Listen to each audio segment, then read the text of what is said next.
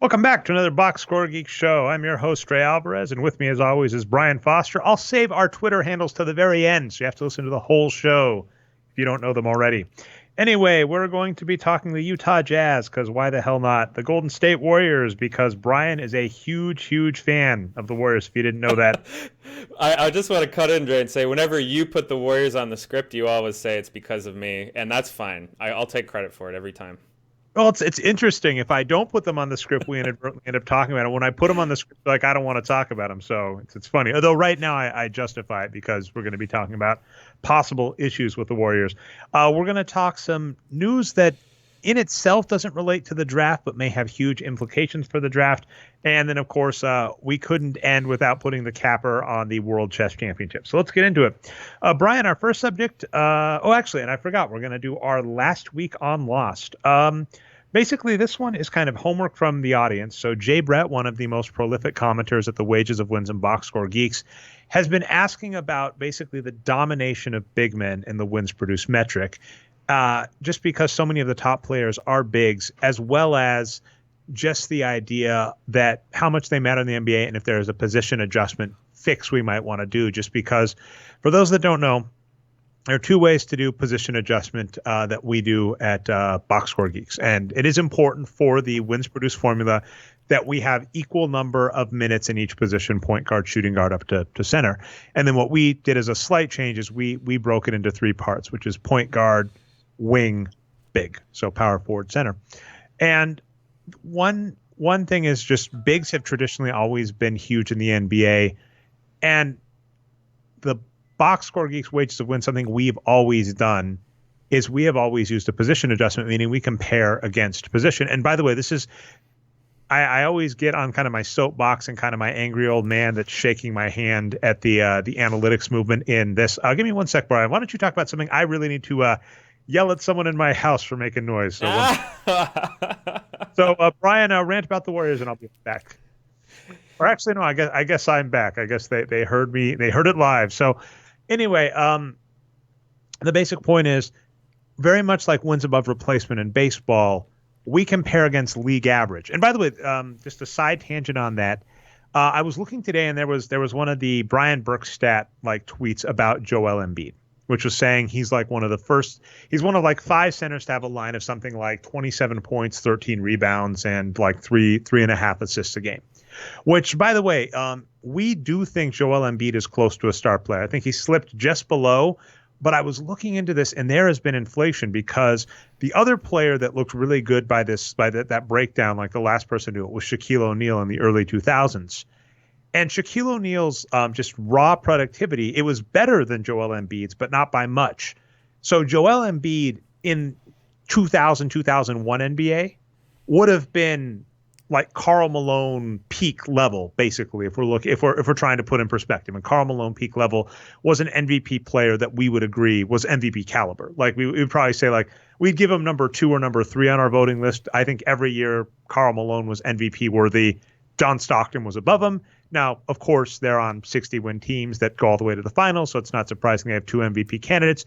It's very much like Curry and Durant. Basically, Stockton and Malone were Curry and Durant before Curry and Durant. But there has been inflation in the NBA, so basically big men really matter. And then the NBA seems to be getting better and better. And what remains interesting is essentially really versatile bigs in the NBA remain tremendously valuable. And I think we've talked about this before. Dave calls it the short supply of tall people in the book Wages of Wins. In the book The Sports Gene, he actually goes further and says it's more lankiness, meaning really long, really big wingspan. But the key is basketball is a sport that is on a very short court relatively, right? In terms of running, it's sprinting. And then it has a 10-foot hoop. So I think by virtue of how the rules are set up, basketball is just set up for coordinated long. I mean, you can say tall, but long works as well, players. And there is even the 3-point line, right? I think without putting in a half-court line, you can't really stop that. And then what makes that harder is there are players like Kevin Durant. I mean, yes, Steph Curry is absurd from like 35 feet, but Kevin Durant can shoot from anywhere too. So I think the real issue is you just can't get around the fact that height and length is really valuable in the NBA.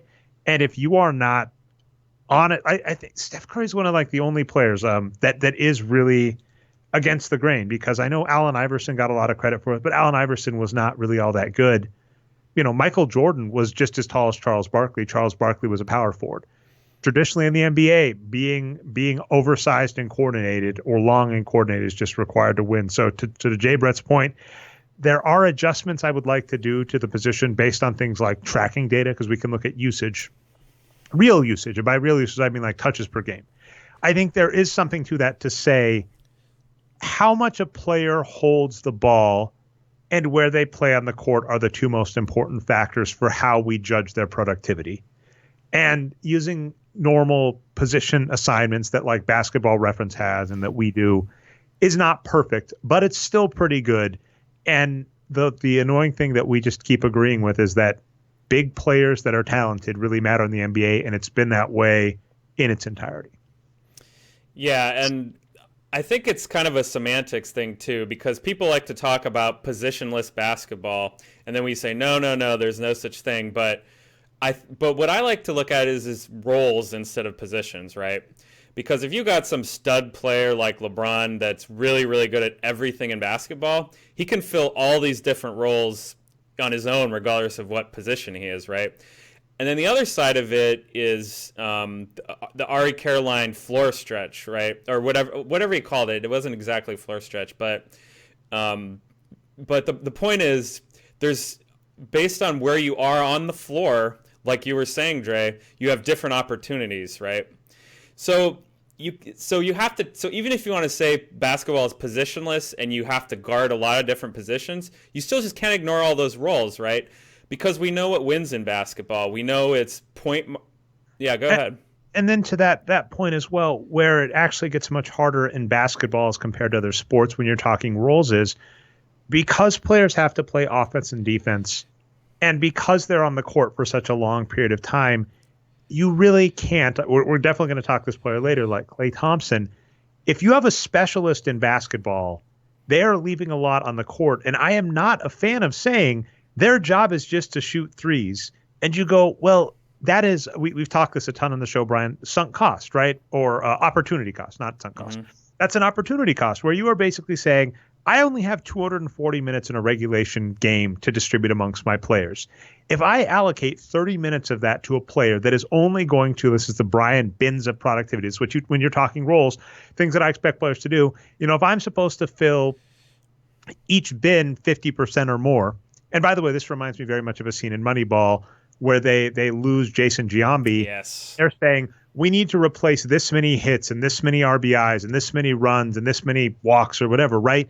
And you go, well, okay, well, we can distribute that among 3 or 4 players. So if I tell you we want to replace a Kevin Durant, and that means you're going to be replacing this many threes and this many rebounds and this many assists and this many whatevers, the problem with Klay Thompson is he's like a fifth of a star, which makes it really, really hard to it's not hard math to say, if Klay Thompson is a fifth of a star and I'm expecting to make up a star player, then a few other players are going to have to be a huge makeup. And then, of course, who am I going to give the credit to? It's them. So that's been one defense I've seen, like in the positionless basketballs. Well, this player is bad by the box score because their role is to do this. And my counter is, well, if their role is to do that, then the team is doing strategy wrong. And that will relate to the first team we talked about, which is the Utah Jazz. Yeah, that's right. So I guess that's the answer in the end to Jay Gunter Brett is, the mainstream just gets it wrong. And we're going to talk about these Player of the Month awards, I think, says this very well. What I will say is there are certainly improvements I could see to the position. There are ones I can see already, and there are minor improvements to the wins produced formula, some of which are doable with the existing data that we just haven't gotten around to, and then other ones that I'd be interested in. One that I'm always just going to be iffy on is defensive stats. I was laughing at a Twitter back and forth where people were talking about defensive RPM. RPM is so stupid, Brian. But people I saw that today, yeah. Something counter, and they said, well, his defensive RPM is bad, but his synergy stats say this. And someone said, are you really using synergy defensive stats? And I just shake my head. I was like, I will actually give Daryl Morey, despite the fact that I don't know if we will on this show, Brian. We are definitely going to criticize him more this year.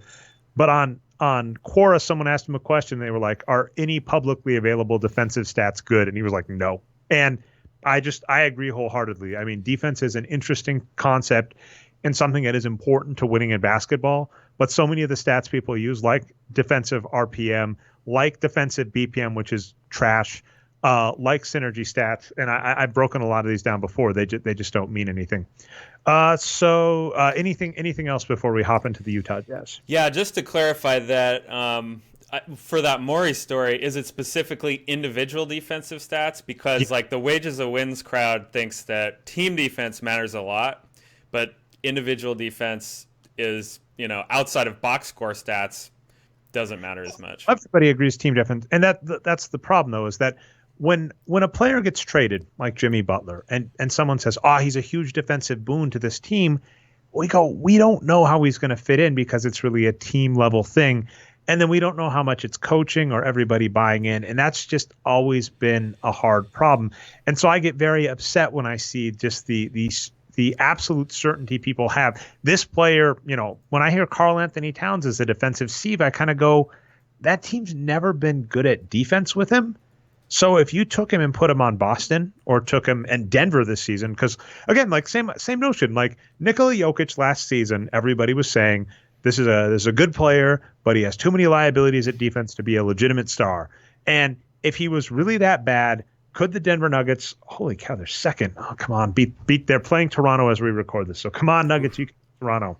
That Toronto Golden State game, Dre, that was just one of the best games ever. God, that was such a great game. Okay. Let me finish my point on Denver. We'll come back to them, and then we'll go to Utah. Okay, so Denver is currently 4th in the NBA at defensive rating, and I think they got I think they have the record for most teams held under 100 points. So it's kind of this weird. You hear a player is bad at defense, and then suddenly a small scheme change. So we just don't know. The Warriors. I saw a lot of people with the sky is falling with that loss in overtime to Toronto. But I was more thinking, missing 2 of your stars, you took the best team out east to overtime. On the road. That was an impressive performance by the Warriors. But before we move on from the last week, do we want to talk Andrew Sutton's email real fast? Did you have one? Do you have it queued up specifically? I do, yeah. And I won't read it because we didn't talk to him about it. We don't want to dox him or whatever. But the gist of it is, briefly, is that he noticed that Emmanuel Mudiay, who's been one of the worst players in the NBA over his career, is actually above average this year. Can he sustain it? He points out that there's the big negative win producers historically. He didn't say Bargnani, but that's who comes to mind for me. Like, those players don't tend to improve, so he doesn't know if he can sustain it. But then he also points out that Mudiay is only 22. It seems like he's been in the league forever, but he's really young. So I don't have too much to say about Mudiay, but I'll just be watching it. That's really interesting that he's improved. I'll be interesting to think people why he's improved. So I didn't do this intentionally. My wife and I ended up in a restaurant that was playing the Bucks game the other night against the Knicks, and the Bucks lost in overtime to the Knicks. By the way, we're going to mention Art Rondeau, obviously in the future, shooting coach. And I saw the Bucks miss some free throws that were really important, including Brook Lopez with the Bucks down 2, got to the line at the end of the game and missed his first free throw, and then was forced to miss his second free throw to try and tie the game. And it's just make your damn free throws, team. But anyway, Emmanuel Mudiay, and I even put him on this week's box scores of the week as kind of an honorable mention. This is something I decided to start doing. I kind of hate the honorable mention, but then also understand it, where I was going. Because I've limited myself to 5 box scores of the week, that means box scores get left off. And if I at least have them in my brain as I'm writing the article, I'll put them up. And basically, I'm going to get his name wrong if I don't look it up. There was another Knicks player that had a really great game, like a plus 10 points over par game, that I debated putting on the list just because he helped take out the Milwaukee Bucks. I'm going to mess this up tremendously. I'm going to go to Basketball Reference, Brian, so I don't mess it up. Actually, when we were talking last week on Lost, it occurs to me I forgot to do this. I forget the person's name on Google. So, man, I am completely unprepared. But I was commented on the YouTube channel of the Boxscore Geeks Show, channel Nerd Numbers. Someone said, every time I say Dirk Nowitzki incorrectly, it just burns. And I think we definitely need to kind of give a no prize equivalent. We were talking about this in Stan Lee's Legacy. that Marvel back in the day, they used to give out what was known as a no prize. When someone noticed a mistake in their comic, they would say, here is a no prize. Initially, that was nothing, but eventually I started sending empty envelopes. Something that the Boxscore Geeks has traditionally had a problem with, unfortunately, is mispronouncing players' names. Between myself and Arturo back in the day when we started the show, Kawhi Leonard's name, I basically said his last name with a French pronunciation, Leonard, and I think Arturo would say Cowie. He did say Cowie. Yeah, that was awesome. So in defense of Arturo, this was like 5 years ago, so Leonard had not. This was right as he was blowing up to be a star, but still. and then one defense I have too. So it's Bob Laughlin. I hope I'm saying that right, Bob.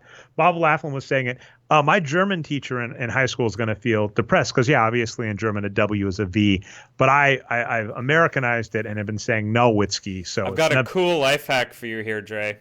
You can just say Dirk. He's like a first name basis now, I think, for everyone. So, yeah, I've done that before. He's like the Pele of basketball, Dre.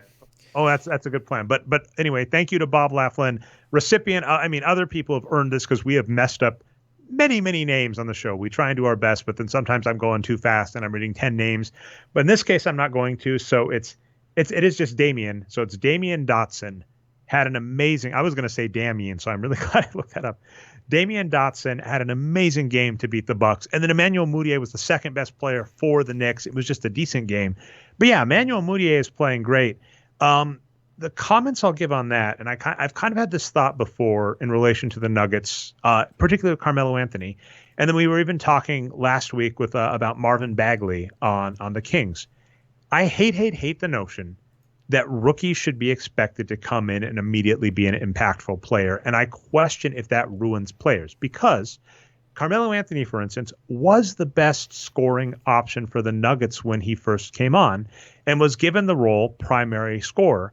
And then I've really wondered if Carmelo Anthony had kind of learned to do other things better and then kind of eased his way into the type of scoring that was efficient, would he have done that? Because this is a very Moneyball principle. When players get habits, it's really hard to break them of them, particularly later in their career. This might be what's happening with Klay. We're hopefully going to talk some more Klay Thompson later in the show. So Emmanuel Mudiay, for those that don't remember, here's what happened. Nuggets had a great point guard, Ty Lawson, who one of my claims to fame, Brian, back in the day is I planted my flag with Ty Lawson was a better point guard than Russell Westbrook. Here's the postscript to that true life story. Ty Lawson had many off-the-court issues, I believe, including drugs and alcohol. Flamed out in Denver, got in fights with the front office, got traded to Houston, did bad on Houston, has bounced around the NBA, and is just done, and was basically done being a productive NBA player after that. Russell Westbrook went on to become an MVP caliber player, winning an MVP that we legitimately agree with as MVP worthy, and then now is called overrated by the mainstream, including people like Dean Oliver, to the fact where I'm defending Russell Westbrook, but I still get hate from being the guy that hated Russell Westbrook. So that was fun. Anyway, we lost Ty Lawson, who I used to think was better than Russell Westbrook, go figure. And Emmanuel Mudiay, as a rookie, was basically given the keys to be the starting point guard for the Denver Nuggets. And he was this international player, looks like, 5-tool player, looks like a basketball player, had one of the worst seasons in NBA history, one of the worst scoring seasons in NBA history. And I think when you put rookies in that position, it's really hard on the rookie, especially for the development, because then if the next season you say to Emmanuel Mudiay, well, we really need to take a step back. We need to start over, fix your shot, whatever. It's really hard to do because they're used to a certain, that I was a starter, whatever. And I see that happen a lot. Like I said, I've questioned what would happen if Melo had gone to the Detroit Pistons, and he probably would have been a backup because the Detroit Pistons, if you recall, they had Darko Milicic, the second round pick, on the bench when they won a title. They had, let's see, Chauncey Billups, Rip Hamilton, Tayshaun Prince, Rashard. Did I get that right? I think it's Tayshaun Prince, Rashard Lewis, and or not Rashard Lewis, sorry, Rasheed Wallace, and Ben Wallace. Melo's not cracking any of those players out of the starting five. He's coming off the bench. But if he comes off the bench, maybe he learns and adapts better as opposed to developing a lot of chucking habits as a rookie. So with Emmanuel Mudiay, I wonder if a new start in New York and a different role, because I can't imagine behind some of the players on that team, let's see, Enes Kanter, I know Tim Hardaway Jr., for instance, gets a lot of shots. I wonder if he's just being better because of the start over. I would love to see if he does legitimately turn it around. The other point that Andrew made is Emmanuel Mudiay would essentially be right out of college if he was, a standard athlete. So, maybe. Well, let's get into it, Dre. Let's do a really quick breakdown of his numbers right now. And he's massively improved, right? He's an above average player per minute right now. And like we said before, his first 4 seasons, he was one of the most negative win producers in the NBA. Multiple articles noting that he probably legitimately cost the Nuggets a playoff berth 2 seasons in a row. Absolutely. By games on his own. Because the Nuggets, missed by a couple games 2 seasons in a row. And Emmanuel Mudiay on his own with just horrible performances cost them that. So I've had no problem in the past. And his numbers agree, right? Basically, as a -5 wins almost, second year -1 wins. Then he was worth -1.3 wins in his last 2. Okay, so but he played way less minutes in his last season. That's the thing. But this season he's like you said, above average. So I was just going to do a quick rundown of. And I was looking at it when you were talking, and his possession stats look pretty much the same. Now, he's turning the ball over less, which is a problem for him before, but he also has less assists. So he's just been less of a playmaker, like you were saying, right? They've been asking him to do less as far as a playmaker. Similar as far as rebounding and everything else. So those stats do tend to stay consistent between seasons, so that's not too surprising. He's even taking the same number of shots per minute. He's at 19.8 this season. He's been around 20 for his first 3 as well. So he also has a similar number of free throw attempts. So pretty much everything he's doing is the same, except he's just a much better shooter. He's gone from 41.5 to 52.9 on 2-point field goals, and he's gone from 31.8 to 35.4 for 3-point field goals from last season to this one. Both of those are really huge jumps. And so as Andrew Sutton points out, maybe that's not sustainable. Maybe he's got a few thousand minutes in the bank already of bad shooting. Maybe he'll regress back to that. Or maybe he is just really young and he actually figured out how to shoot. We'll have to see. Okay, so the good news. Oh, thank you so much. By the way, I love ads that pop up and then automatically move sites around. It's one of my favorite parts about web design. I'm happy they designed the web that way. Anyway, so if you go to Basketball Reference on Emmanuel Mudiay's page, you can go all the way down to his shooting stats at the bottom. The key thing that I think has happened is if you look at his field goal percentage by distance, meaning where he's taking shots from, first off, we would say, barring a few special players, Chris Paul and Steph Curry would be 2 of them as examples, and these are super rare. We think there are only 2 spots players should really shoot from on the court for a majority of their shots. That's 0 to 3 feet at the rim, and then from the 3-point line or out. And we've called that Morey ball. That's definitely caught on. There's a stat called the Morey Index now.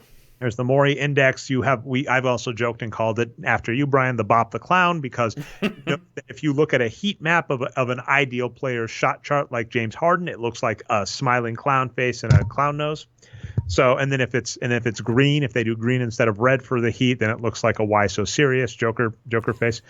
But anyway, so Mudiay this season, so the interesting part is his second year, he actually had a decent looking shot chart that was similar for the Nuggets, but I guess he just didn't know how to shoot. But he's taking 34% of his shots at the rim and 30.8% of his shots from 3. And then he's not great at either. So as an example, he's 58.5% at the rim. I've lamented about these kind of charts before. The Austin, I think it's Hutchin, and then Kurt Goldsberry. They've have these cool shot charts that show player shot by location, and usually they're normalized against league average as opposed to point per possession. 58.5% at the rim is nothing special, nor is 35.4% from 3, but he has basically gotten his shooting to be a little bit above league average in those 2 places, and then basically followed a Morey Index that we would like. So when we're asking, is this sustainable, I think as you were noting, his other stats, his non-shooting stats, he's always had the athleticism and skill to do all that stuff. It has basically been he's just been a chucker and horrible.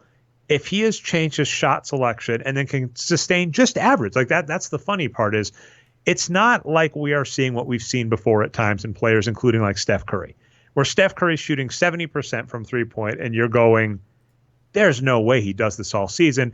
And then he ends the season at like 55%. You're like, see, I told you there was no way he was going to shoot that good from 3 all season. That's just ridiculous. Mudiay is shooting like, basically an above average point guard the way we would want him to, and then doing everything else that he's done his whole career. I think it's sustainable. And I mean, it's whenever we get into like the analyzing kind of player mentality, which we did a lot last week with Art Rondeau, it gets hard. But I mean, my personal belief is he was a young player that was pushed in a position he had no business being in. And I'm happy to see him bounce back from it, because I think what happens a lot of times is players do that, develop a lot of bad habits. And usually if you're a top draft pick, you get to stick around regardless of if you're good or bad. I think, is it Adam? It's Adam Morrison, right? The one with the horrible mustache. Yeah. Former Gonzaga Bulldog. Adam Morrison is like the only top 10 draft pick that I've seen shunted out of the NBA, and it was due to injury. That if you're a top 10, think of how many tries Darko got. Think of how many tries Andrea Bargnani got, who are two of the worst players ever. I think Thabit, he lasted long. I think he got shunted out, and then actually Bennett. So actually there have been a couple since Adam Morrison. I think Thabit, Adam Morrison, and Anthony Bennett have all been kicked out. In Thabit's case, I thought he got way more chances than you would have expected, given like how low his minutes were and stuff. But yeah, it's just usually atypical. So if Mudiay gets to figure this out and still gets chances, that could be cool. And if he just turns into an above-average NBA player, that's more than fine. All right, you ready for Utah Jazz? Let's go to Utah Jazz. Hopefully this will be a lot quicker. It's just an interesting point that I keep bringing up. It makes me depressed. The reason it hopped on my radar, Brian, is if you go to the Boxscore Geeks and sort by wins produced, right now our MVP, who has been for the last couple of seasons, is Rudy Gobert. Rudy Gobert, we think, is the best player in the NBA. And then what's key about Rudy Gobert, in my opinion, is that oftentimes when we like a player in the box score, usually we agree, right? Everybody says LeBron James is great. We say LeBron James is great. We're all happy. But occasionally, if we have a player like, say, Ben Wallace that we think is better than the mainstream, people will find ways to say, here's why they're not. James Harden is a great example where people will say, the box score numbers love James Harden, but he's a sieve on defense, whatever. I think Rudy Gobert is a player that all of the outside the box analytics, the eye test kind of things still agree. He is amazing at defense. I think everybody agrees with this.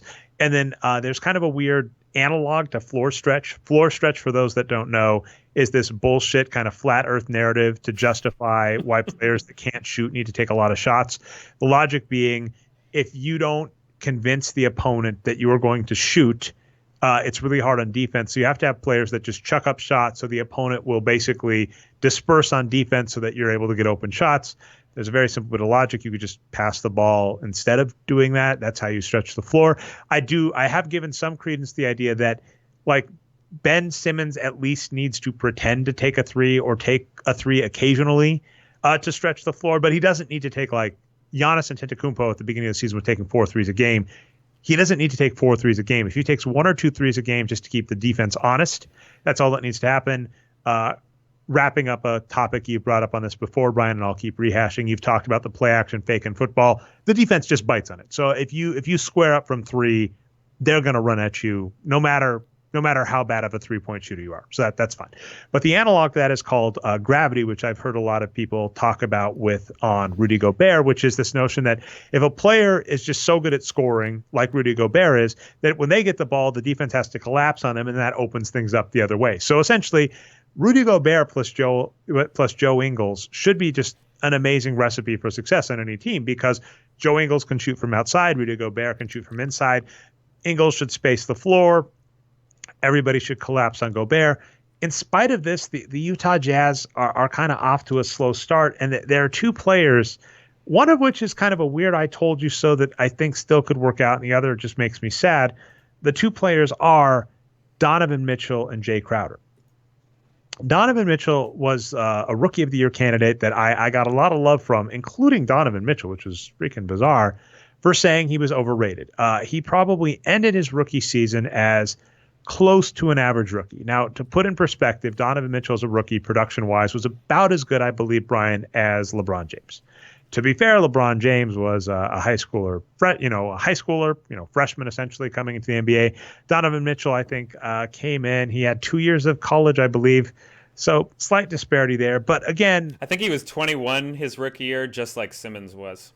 okay, yeah. And then but we'll leave the Simmons rookie argument alone.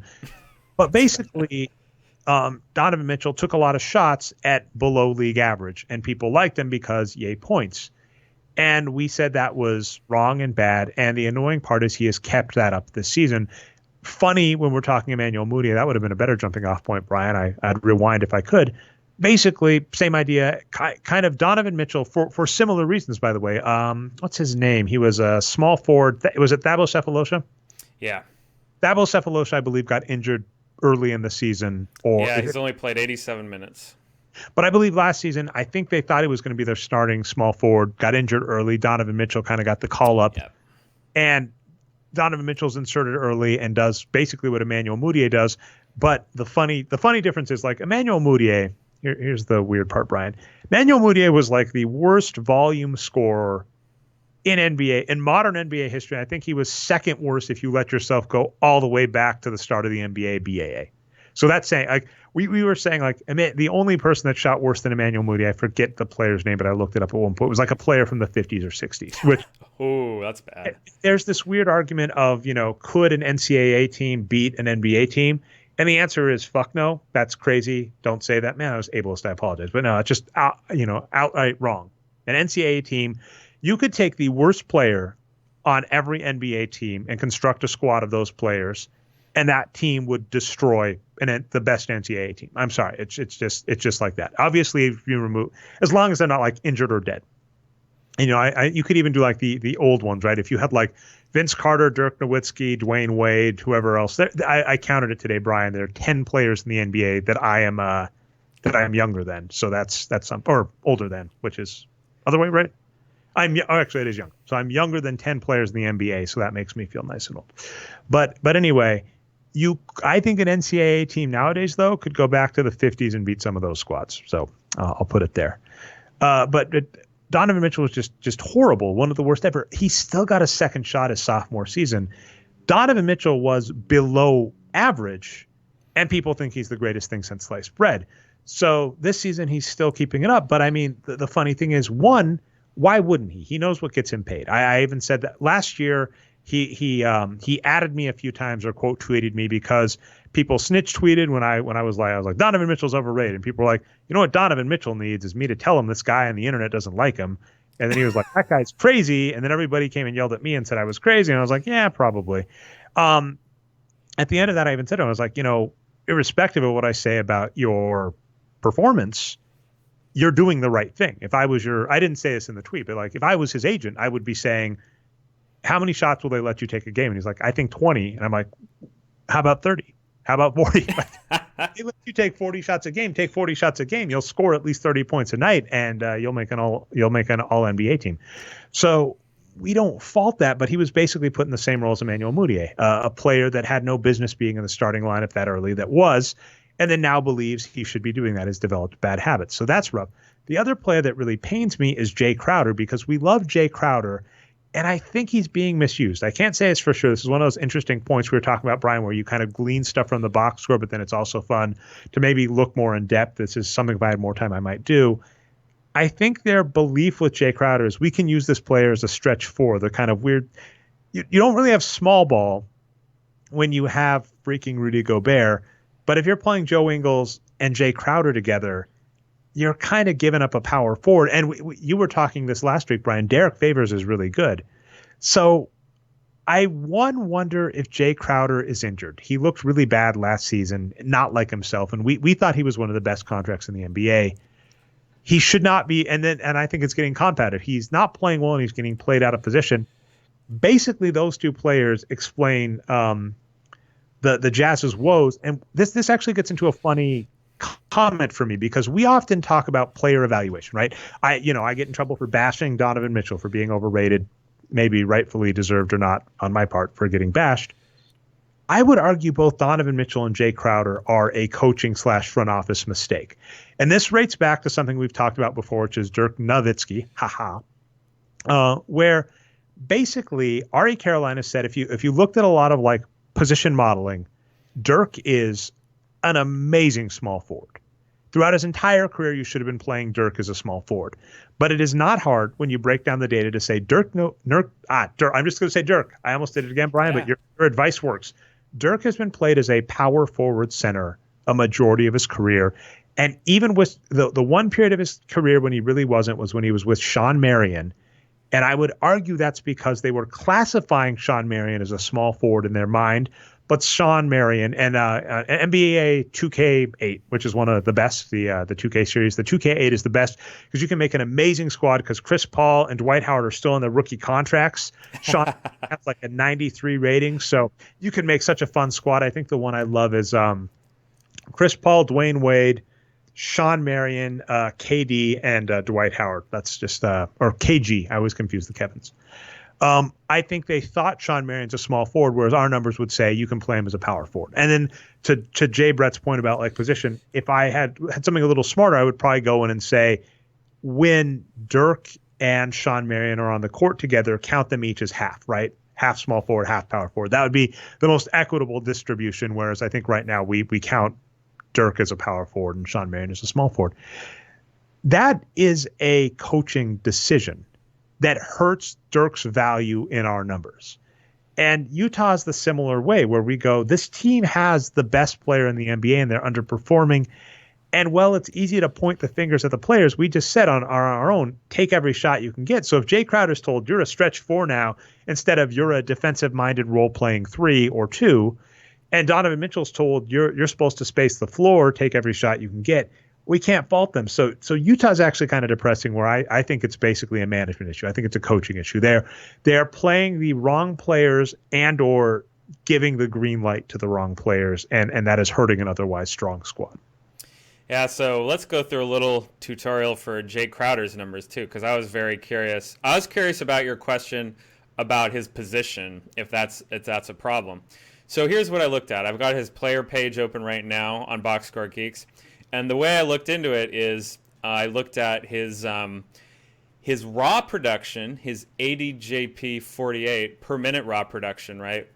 His position, and then also his wins produced per 48. And so here's what I mean by that. So here we have his 2018-2019 Utah win producing numbers, right?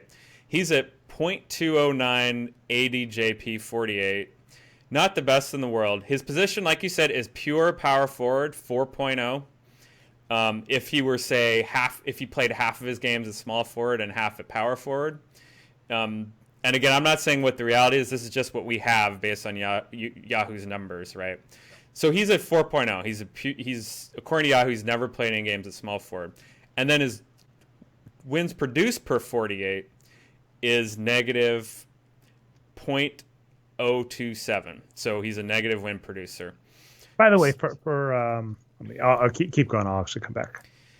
And so I compared his raw production to a different year he had, which was his Dallas. Not as many minutes here, but sample size doesn't matter for this point. He played 265 minutes in Dallas in 2014-15. Very similar raw production to what he has this year. 0.214 then versus 0.209 now. However, his position was different that year. According to what we have here, people always argue with us about this, but this is what we have. He was a pure small forward that year. 3.0 was his position rating. So then, what is his wins produced, as a small forward in Dallas with the same raw production as a power forward in Utah this year? Well, he was actually above average that year. He was .138.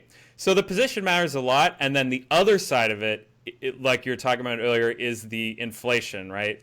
It takes more to be good now because the league is just better. You just have to produce more. So yeah, I think his position is a big reason why he's playing worse, relatively versus raw, and then that matters too.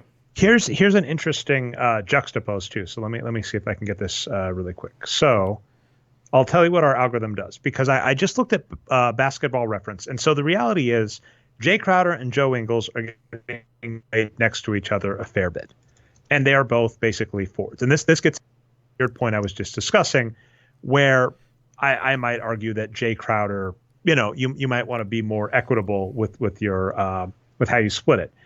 I think Jay Crowder, because I think we do a BMI thing and then how they're listed. So I think it's because Yahoo is listing him as a power forward, and then also because of his weight, we would probably give Jay Crowder more of that. Basketball Reference basically thinks it's about a 60-40 split, where Joe Ingles is getting played as the power forward 60% of the time. Jay Crowder is getting played as a power forward 40% of the time. Whereas we, because of Yahoo, go all the way. He's still a below average player as a result. But that is the interesting part, is that we don't think he should be getting played in the front court, period. And that's really what they're doing. They are either putting Joe Ingles or Jay Crowder as the 4, and to the Brian Binns productivity, essentially Joe Ingles is a perimeter shooter, so you're giving up on other things. And Jay Crowder is, like I said, a defensive-minded small forward. So it is bizarre to see the team basically rolling either. And to the point of our algorithm, what could probably get adjusted, and this is one of those things that'd be interesting to do, Brian, if we had more of like a crowd source thing, or even if I made a better lineup data scraper. This is one of those cases where I would probably go in and say every time Jay Crowder and Joe Ingles was on the floor, just kind of both as a 3.5. They're both half 3, half 4. And that would put Jay Crowder as below average, but a lot closer to average than he is now, and actually make Joe Ingles look worse. But even to that point, it's just not a smart strategy. And what we would say is, you have Derek Favors. I'm trying to think of who else. Do they have another? They trade so many good bigs away. They've in fact traded some to Denver. Even I used to think it was funny that Trey Lyles was he had such a good year last season, and I was making fun of Utah for that. And then of course what ended up happening in that even playing horribly, Donovan Mitchell looks better this season than Trey Lyles. But I'm trying to think if they have any other good bigs, because Derek Favors is tremendous, right? And who else do they have? I was trying to stall while I went to the page.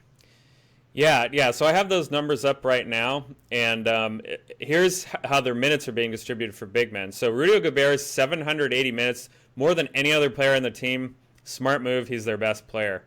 Then it's Joe Ingles, small forward. Then Ricky Rubio. More on him a little bit later. And then you have to go down to Jay Crowder at 4th as, their power forward in minutes. And again, we're not sure about that. Favors is all the way down at 8th rank in their minutes, below Donovan Mitchell, who's been hurt. And then they're not really playing too many other big men. George Niang has gotten a few minutes, but he's one of those guys that's kind of more of a small forward too. So they're really just not playing big men, which is why they're losing, right? They have Ekpe Udo, I hope I said that right, who's very limited minutes. The big problem with this team, like we're saying, is that I would say if you were going to acquire Jay Crowder to play as a 4 or even a 3.5, you made a mistake. And this team, by the way, has traded away some good bigs. Some of them ended up on Denver. So it is a fascinating point that, like I said, despite the fact that I'm bashing Jay Crowder and Donovan Mitchell, I actually place the fault of both of those players of the team. I've said this before. I'll keep saying it. When we talk the draft, we're going to talk Zion. What's the last name? I don't know college hoops, but Williamson. Zion Williamson is the best thing since sliced bread, which we'll talk about. I love him because he has such a unique body type, Trey. He has a football player's body, but go ahead. But I'll say this. I don't give a damn how good he is. You don't want him being the center point of your franchise as a rookie. Yeah. Even Ben Simmons, you kind of lucked into. Like Ben Simmons and Luka Doncic, the amazing thing about both of them is they hit the pavement and they went. And that's fantastic. But with most rookies, I want to say, I'm going to start you out slow, and if you don't look good, I'm going to keep going slow. And this, by the way, some great players that we have loved: Kobe Bryant, Dirk, Kawhi. Those three players, all basically, if you look at their rookie minutes, were played as reserves essentially, and then slowly got ramped up. So I don't care how good a rookie is, you should not be giving him the ball that much. And Donovan Mitchell, with how he played last season, shouldn't be getting the ball that much. And Jay Crowder and Joe Ingles, neither should be getting played as a 4. In fact, what's frustrating to the Brian Binns of productivity is if you just get an average 4, and by the way, just play Derek Favors 200 more minutes, and you've got an average 4 that helps out a lot, you have a really strong court, right? If you're playing if you can tell him to shoot less, he's actually not a bad player. So if you've got Ricky Rubio healthy, he's been off a little this season too, just not as much as the others. If you've got Ricky Rubio, Donovan Mitchell with like a muzzle on how much he's going to shoot, Joe Ingles, Derek Favors, Rudy Gobert, that's a pretty good starting five. And then if you have a backcourt that has Jay Crowder as a three, that's pretty good too. But this is just mismanagement, is my opinion. They're wasting a star by managing poorly. Yeah, I mean, the quick final summary is Gobert and Favors are the only two players on their whole team playing well at all. Rubio's and Ingles are playing much worse than usual, especially Rubio.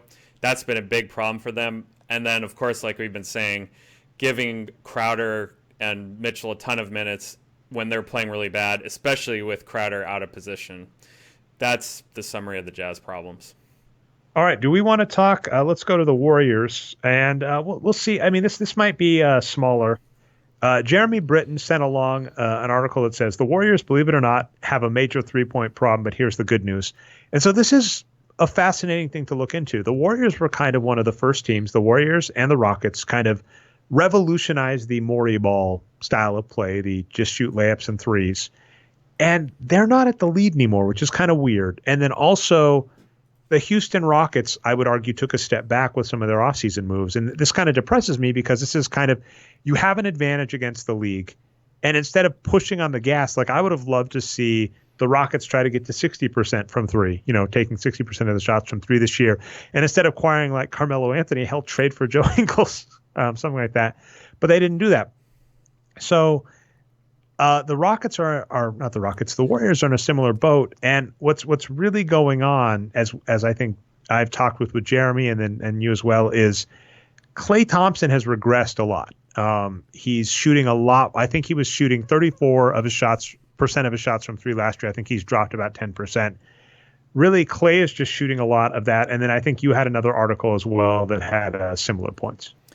Yeah, that's right. So part of the reason why there's all these articles about the Warriors offense right now, well, first of all, they're losing a lot of games right now. I'll probably end up saying I don't think they're playing that badly, even though they're losing games, so I'm not too worried. But yeah, so Steve Kerr came out and said, it's my fault. I'm ruining the offense. I need to be a better coach.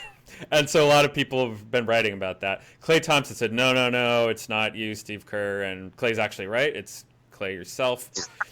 So this is kind of a coaching topic, so I don't really want to go into it too much since we can't offer as much there.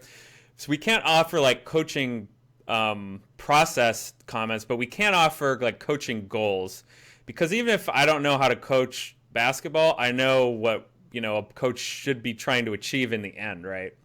So this article has some concrete ideas for that. This is Hugo Catano on Golden State of Mind, the SB Nation page. And here's Anthony Slater with Steve Kerr saying he's not doing a good job. Slater asked Steph Curry about it after this first game he came back against the Detroit Pistons. Do you guys need to shoot more threes? And Curry's like, oh, we need to take better threes. And Slater said something like, no, Curry, your team attempts are way down compared to other teams in the league. Do you need to take more? And Curry was like, I don't know. So, here's the 5 things he said to improve it. And first is encourage open shooters to let it fly. That's just what I was saying. They just need to attempt more. Second point is the one you were just saying. Move Klay Thompson out of the mid-range. And we've said this so many times, I don't want to beat a dead horse, but Klay Thompson is a three-point specialist. He should be attempting a ton of threes and not doing a whole lot else on offense. He's just not very good at it. And what makes him amusing, by the way, is that back in the day when we bashed him for getting his contract with the Warriors, that's what we said, the only way this is going to work out is if he changes his shot selection. And he did for a little bit, but he's regressed. Yeah. Number 3 is keep Kevin Durant away from wing isolations. And this, I think, has kind of happened because Curry's been out. Durant's tried to take on more of the load. And Durant is so good at it that he can actually still win games doing that. But it's still not what they really want to do, right? They'd rather try to get him moving off the ball more. And fourth is push the pace. Obviously, if you're the best team, you want more possessions, right? That's just something we talk about a lot. That's math. And then the fifth is rely on your star talent. I don't really know what that means. It sounds like he just needed to fill out a fifth thing for his list. But anyway, those are, his ideas on what they need to do on offense. And from an analytics perspective, they mostly make sense, right? And here's what I'll say about the Warriors offense. Let's get the good old Basketball Reference Leagues page open. This is the single most important basketball stats page out there, I think. And if you look at the Warriors offense, they were number 1 in O rating for most of the season, and they've dropped down to 3rd now. They're behind the Raptors and the Bucks, and the Clippers are right on their heels. So it's not like they're a complete disaster on offense, but the thing about it is the only reason why they're up here kind of tied for the lead is because of how good those players are, right? Mainly Durant, Curry's when he's played, some other good players. But their process on offense is not very good, right? Taking too many mid-range shots, not enough threes. So they're basically just getting by on their talent right now, and that talent is depleted with injuries. So in the end, Steve Kerr is right, I think. Maybe it's not his fault, but they should be taking better shots. I think something else about the Warriors that we kind of just noticed and were worried about. I really do want to pat myself on the back for an article I said at the beginning of the season where I said it wasn't that I didn't think the Warriors were good. I just thought they could struggle. And for what it's worth, I think the Warriors are scary in a I believe it's 2004 San Antonio Spurs way. So in 2000, I believe it's 2004. The Nuggets had a record for the most wins post All-Star break in NBA history. And they squeak into the playoffs. I believe they get to the number 7 seed. And they go up against the San Antonio Spurs. And people are like, this could be a good matchup or whatever. The San Antonio Spurs, Tim Duncan was injured for 30 or 40 games that season, came back in the playoffs. He's healthy, and we just get smacked. And I think that the Warriors, they're struggling a little early season. But that's with Curry out, that's with Draymond out, that's with no Cousins. So if this team is able to be healthy at playoff time, that would be my focus, my goal at this point for them. Because I think when you were saying that, when people are saying the Warriors have an offense problem, I don't know if you saw it, like made it look like that. I saw they were 3rd in offensive rating. Now, yeah. I get a little weary when people are saying you need to fix something that's good on a team, but we are also saying it doesn't matter.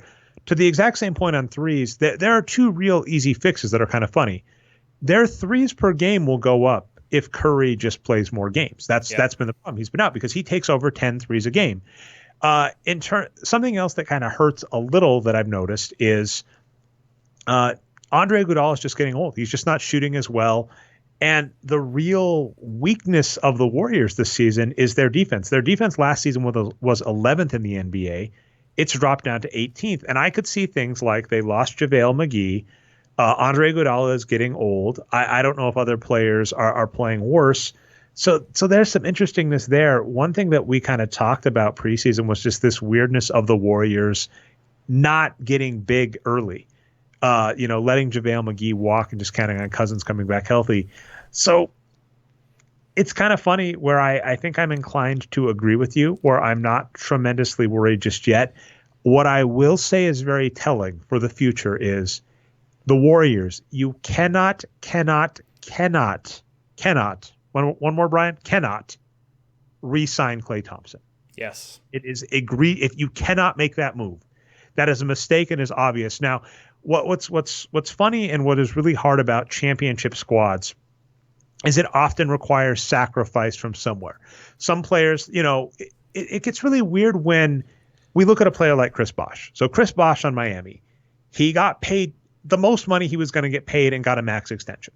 I believe he got an all-star game every year he was healthy there before, that the clots in his lungs took him out of commission pretty much permanently, which is a shame.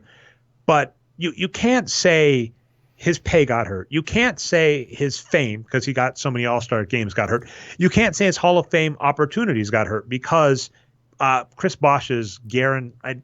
I don't know if Basketball Reference still does this. I'll take a look really quick.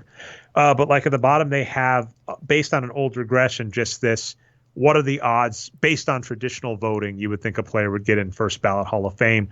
I think Chris Bosh is a lock for the Hall of Fame, and especially when you factor in the story, he had to retire early, which really is a shame.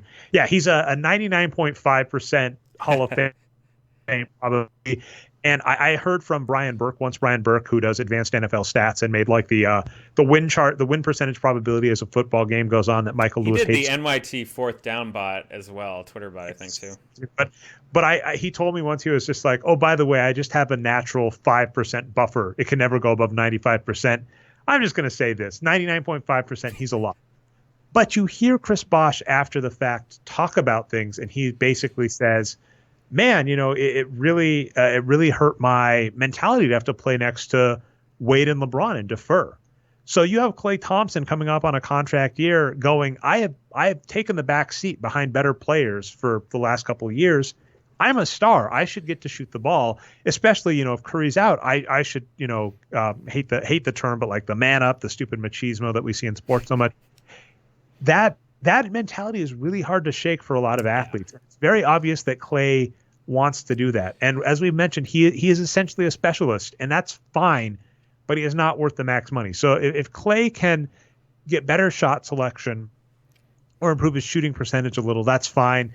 I think definitely you're going to have to hope one of your young players, and a lot of them look really good, do well. Let's see. Torian Prince said in the locker room. Anyway, you're going to have to hope one of your young players kind of steps up. We were talking about Andre Iguodala. I wouldn't worry just yet. It is interesting, though, to see that the Warriors are kind of being left behind on their own strategy. Yeah, and there's a lot there. Okay, so on the defense, one other thing to point out is Draymond Green has missed a ton of time too, and he's ridiculous on defense, right? And Steph Curry is also really good on defense, and Draymond Green is really good on offense. So just the two of those players being out for an extended period of time is going to cripple them on both offense and defense. Like, that's just how good those two guys are. And then, I mean, for defense, we've talked about chemistry, and yeah, I do think that what's it called? Sorry about that. That Steph Curry is underrated on.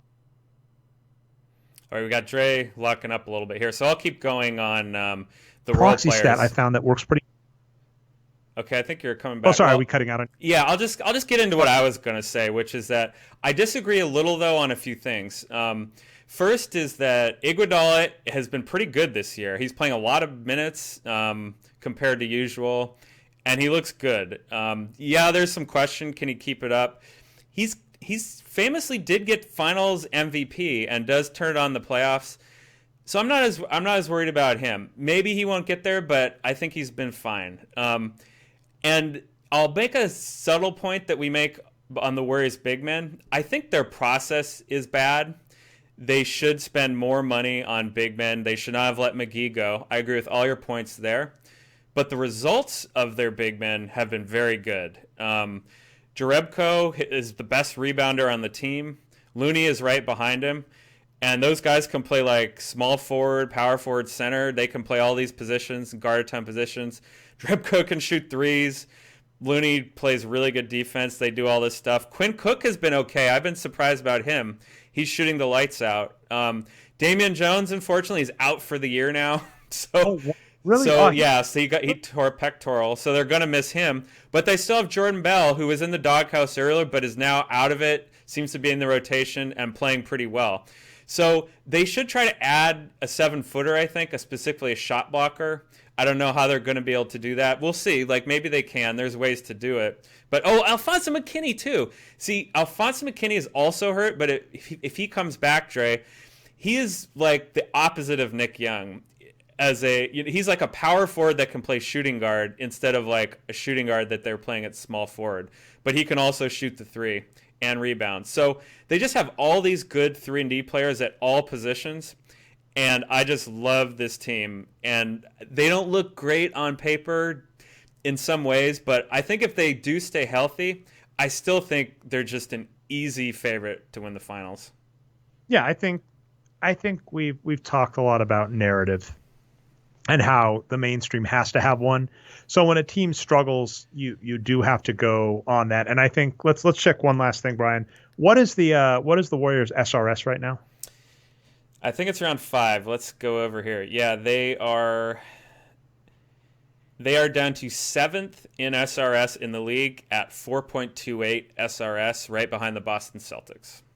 All right. We have two big topics, and I think they'll take too much time if we go down them. So I just kind of want to bullet point them and then actually use that SRS point to go into the draft and sports betting. And actually, what I'll just say is, yeah, you had some questions on the West and East players of the month. You're basically saying Tobias Harris is stealing credit for a kind of big by committee in the Los Angeles Clippers. I think that's fine. You were wrong, Brian. You said Giannis shouldn't have got the East. Just get out of here. You're wrong. Sorry. Can I read my own bullet points real fast then? You're going to defend and say, okay, so let's just point out, we've got Tobias Harris out West, Giannis Antetokounmpo out East. This is for Player of the Month, NBA Player of the Month, which includes October and November, right? So basically, who's been the best so far? And my point was there that they gave it to Tobias Harris, but just because the Clippers are the best record in the West, but even though they're only 5th in SRS in the entire league, right? But my point on that is just what you said when we talked about the Clippers last week. Gallinari and Harrell have been amazing for them. The rest of their players, not so much. So they're just giving him the wrong credit because of Ye points, and Gobert is the best player in the West. In the East, I think Giannis is a great pick, but I think Ben Simmons and Kyle Lowry have played pretty much dead heat with him. So I'll list the arguments otherwise. But then real fast on the rookies, that should be Ayton in the West and Mitchell Robinson in the East out of nowhere has been amazing. Doncic has been good, but Trae Young is a straight all points, hasn't been very good. So that's all the points I had on that topic. We can move on. As a maybe Bucks fan, maybe one day a Bucks fan, I'll just say this: Giannis, his per 48 minutes are tied with Ben Simmons and Kyle Lowry. And what I'll stress is he had a rough start to the season, so he has been playing even better. So he's easily the player of the month. I think if I had like rolling totals for you, you'd agree. So that's those How about this, Dre? Raptors are 3rd in SRS and Bucks are number 1. So I'll give it to Giannis because of that. No, he earned this. There's no giving. It's his. Sorry. The other guys, like, I'm not upset. They get a vote, like, my like top 5 box scores of the week. I'll give Ben Simmons a vote. I'll give Kyle Lowry a vote. I'll give them both MVP votes right now too, with no reservation. But that was Giannis's award, and I think like he's number 1 for the MVP award right now too. In terms of the rookies, the Ayton thing is really weird. Where I love Luka Doncic as well, and I mean, for what it's worth, he is the 3rd best. So he's not egregious, to your point. Yeah. He's the 3rd best rookie in the NBA by total wins. He's an above average player.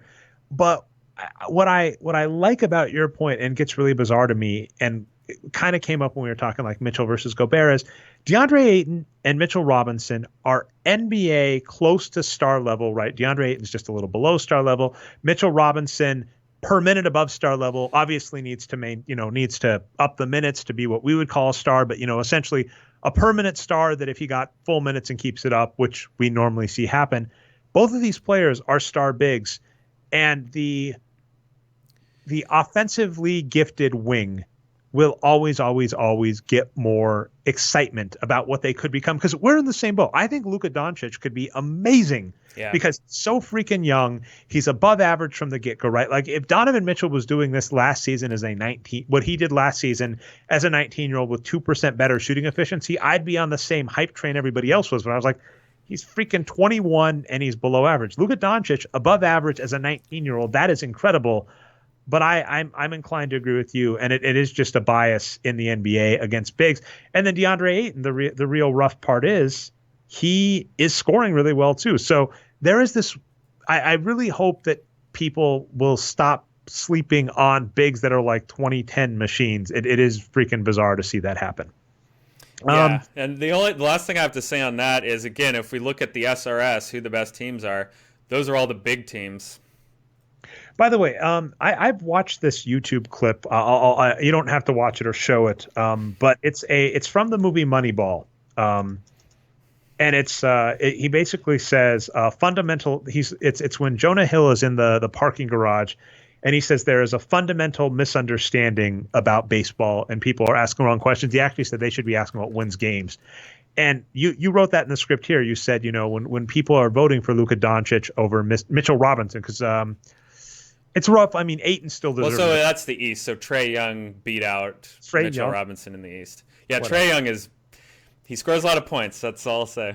Trae Young is garbage. The fact that Trae Young was traded for that was a tweet I made this week, Brian, and I basically said Trae Young being not bad compensation for Luka Doncic is a take that's going to age more poorly than George Hill for Kawhi was a win-win, or Deron Williams was a 1-1A point guard up there with Chris Paul. So, yeah, I agree with your take there. Actually, like Ayton and Mitchell Robinson, easy. Luka Doncic, he'd get a vote, but Ayton's playing so damn well. Like I would take Luka Doncic. This was funny at the beginning of the season. I was making jokes about trading Paul Millsap straight up for Luka Doncic because Paul Millsap's, because I hate Luka Doncic. That was, I had to explain I was joking. At this point, I would play Paul Millsap in front of Luka Doncic, and Luka Doncic come off. I'm very happy with him coming off the bench, but Paul Millsap is playing great. DeAndre Ayton, I insert for most teams. It's obviously a little harder with the Nuggets with Nikola Jokic. For most teams, DeAndre Ayton is a starter right now off the bat, whereas Luka Doncic for many teams, I have as a sixth man happily. So that is the distinguish between them. Fred Hoiberg was fired, and all I have to say about that is like the same point I made about the Jazz. It's management. Basically, this was had a 42-win team, I think a 40 or 41-win team that made the playoffs with Jimmy Butler, and Jimmy Butler's amazing. And then in the offseason, we got excited when they picked up Rajon Rondo. Oh, am I breaking up again? Oh, you're back. You can keep going. We got briefly excited when they picked up Rajon Rondo because we loved Rajon Rondo, but we kind of thought they really need a scorer, an outside shooter, like a Joe Ingles type. And they picked up Dwayne Wade, which is and they spent $25 million on Dwayne Wade, which is a horrible move. And then they traded away all their good players, including Jimmy Butler, and then they fired Fred Hoiberg. So basically, whoever you want to blame, is it Garpax, I think is the GM, the owner. You can just blame the Chicago Bulls management. It's more bad management. I don't think firing their coach is going to do a damn thing. Yeah, I mean, I wouldn't say they're the least talented roster in the NBA, but they're very close to being. There's just not very many good players on that team, so Fred Hoiberg could not have done anything. Yep. I'm going to kind of lightning round this, but at least throw it out there as a concept. And I intend to write an article on this week. So last week on the show, we had Art Rondeau, and we brought up a topic that he has put on his blog, and I linked it on the show notes. And because we were talking the Kings, because the Kings had a really good start, and apparently management was unhappy because the Kings were winning and they weren't playing their young stud draft pick. And we noted that's a fundamental flaw in management in the NBA, the tanking strategy that people know is real. The problem with Sam Hinkie, I mean, we disagreed with his tanking strategy, as we've rehashed, I think, 1 billion times on the show. But the real issue is that line of thinking is not uncommon in the NBA. The problem was Hinkie broke like the yacht club rules, is how I've described it. This is a higher society thing, and you're supposed to. This is going to be a really bad metaphor. You're old enough, Brian. You've seen Caddyshack, right? Many times. Yep. Oh, okay. Judge Smales. You're going to go Judge Smales right now. Well, no, I was going to go with Rodney. Is what's Rodney Dangerfield's character's name? Yeah. So Rodney Dangerfield, the name of his character, it's like Al Cernovic. Anyway, he's the blustery rich guy, and he's going to a literal yacht club, and Judge Smales is like the stuffy old judge who he's his rival in the movie, the foil, right? The comedic foil, the dignified sap. That's basically the plot of Caddyshack. And so my point is, it's there. Is this person has been invited to the yacht club, but they're not adhering to the rules. He dresses outrageously, acts outrageously, etc. That was really pinky in the NBA. Everybody tanks, but you're supposed to pretend you're not tanking. We disagree with that fundamentally. And Art had an idea of like, what if instead of rewarding teams for losses, which is what the NBA is doing, and in fact, their most recent change to the tanking structure, the draft lottery, actually encourages tanking, because the old strategy would basically say you want to be the worst team in the NBA, and if you can't, it's not really worth it one way or the other. But they adjusted it slightly. They kind of flattened it to basically say, you know what, if you're 1 or 2 games out of a team a little worse than you, it's in your best interest to tank because you'll improve the quality of your draft pick.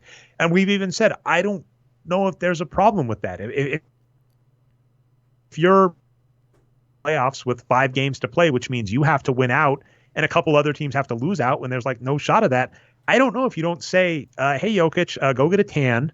Relax. We've got some D-League players we think look good. We're going to bring them up. We're going to see how they do. We're going to give them each 20 minutes a game, kind of give them some rotation. I don't think that's a bad strategy. So, and we all can kind of agree that losing for losing's sake is bad for basketball. Art passed along an article to me at Bleacher Report today that said 6 teams in desperate need of Zion Williamson. So Zion Williamson, and I don't know yet because I never follow NCAA that well, is the player that's expected to go number 1 next year's draft. Everybody's talking about him. Like I said, I don't follow NCAA, and I still see him show up routinely on my Twitter feed.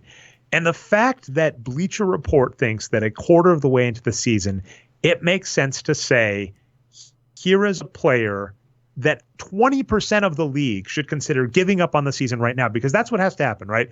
The Phoenix Suns have only got 4 wins. The Cleveland Cavaliers only have 4 wins. If you want a shot at this player, you have to be one of the worst 4 teams in the NBA to even have a shot at him, or not quite, right? I think if you're the worst 4, you're guaranteed a top 4 pick. So, and if you're the worst team, you get a 25% chance. Of course, there's the Orlando Magic outside shot. You can be the 14th worst team in the NBA, or outside of the you can be the best team to not make the playoffs and still have a very outside shot of getting this player. Regardless, if you really want a real shot at this player, you have to start tanking right now. And we still disagree with it, because 1 and 4 is not good odds to start with. And 2, there is no guarantee that Zion Williamson is going to be a good NBA player. Every single player that looks good in the NBA, or almost, I really am curious about this, Brian, how many players that have been bad in the NCAA, if any of them have turned into a good NBA player? Andre Drummond's the biggest one that comes to mind for me.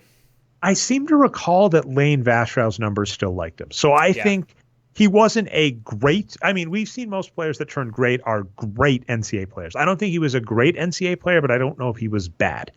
But Lane Vastrow's model liked Drummond, but Drummond's classic stats were not as good, I think is what it was. So I don't know for sure on that. But anyway, let's keep going. There's no guarantee that he's even going to be a good player, and we don't want to encourage people to tank for them. So what our Rondeau suggested was, what if there was some way that a smart analytics person like us maybe could come up with a rating system between 2 teams, and then based on that, if a team overperformed their expected game against an opponent, got rewarded lottery balls. Now, I've been thinking about that. That's still a hard problem to do, because if you're thinking things like SRS, we've had complaints. There is a potential opening that I love for many, many reasons.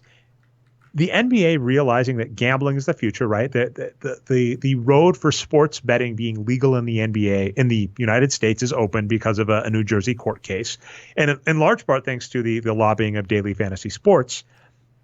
The NBA is basically saying, we're going to provide real-time gambling odds for NBA games, realizing that data feed being out there is so crucial for people betting on the NBA, which is so crucial for the NBA product. That's huge.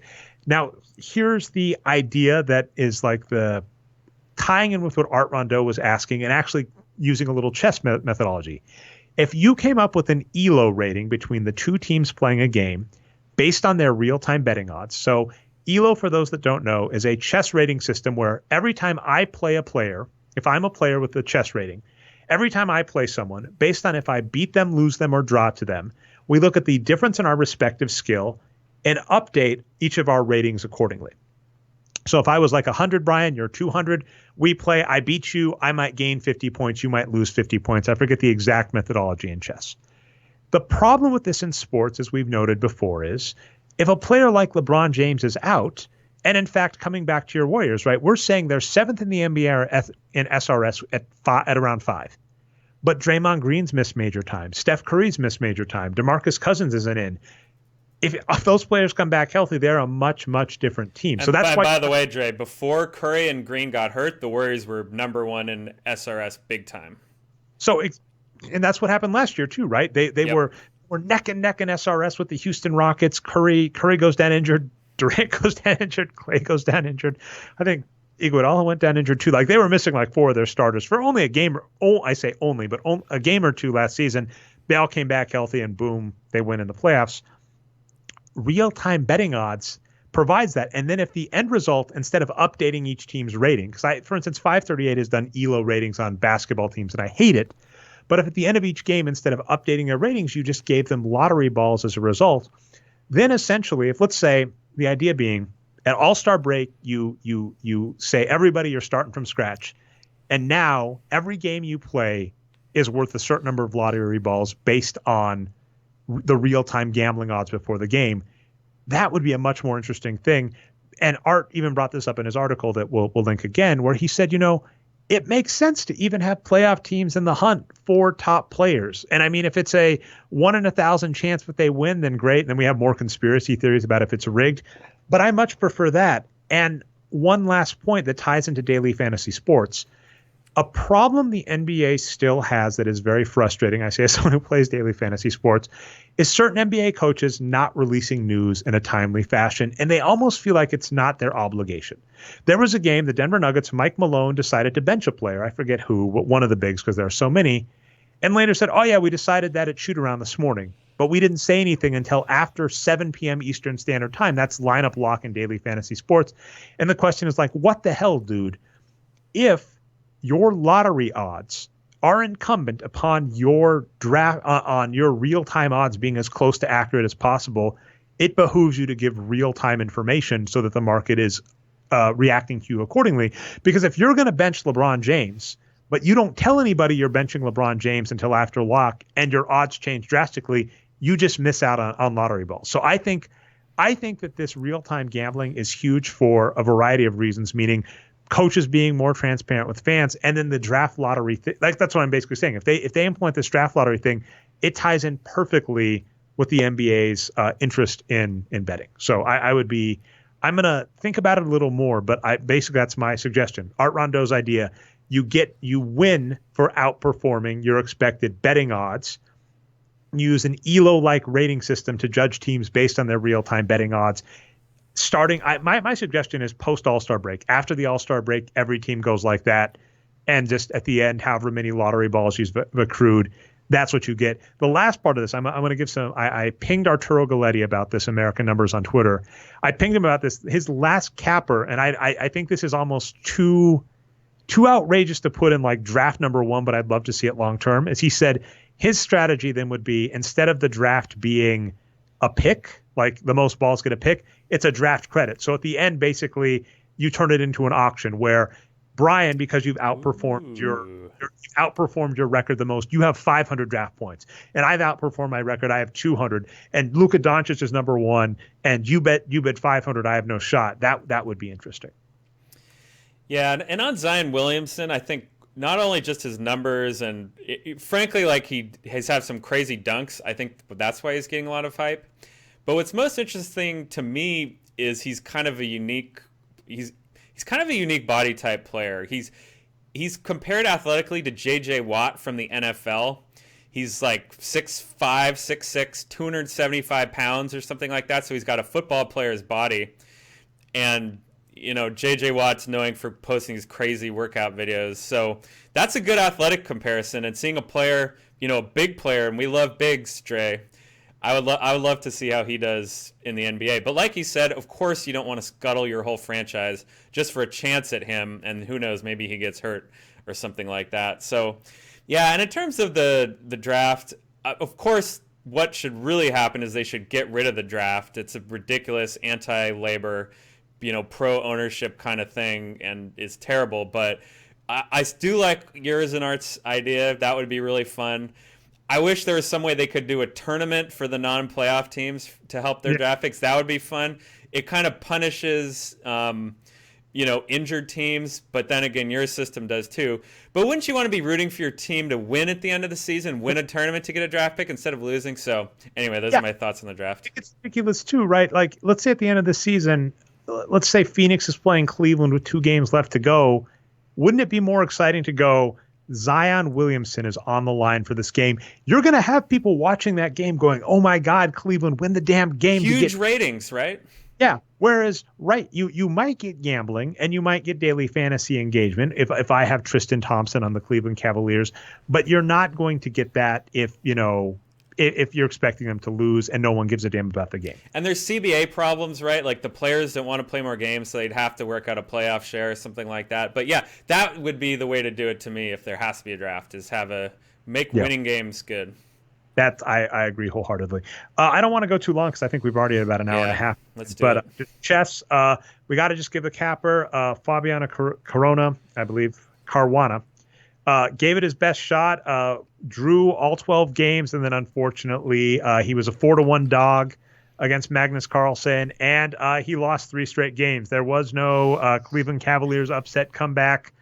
He just went down, and the numbers basically said that was expected. What was interesting is I did watch the documentary on Magnus Carlsen, and I mean, he is human. I think this is a very interesting point about the best in the world. This is in chess, this is in basketball, whatever.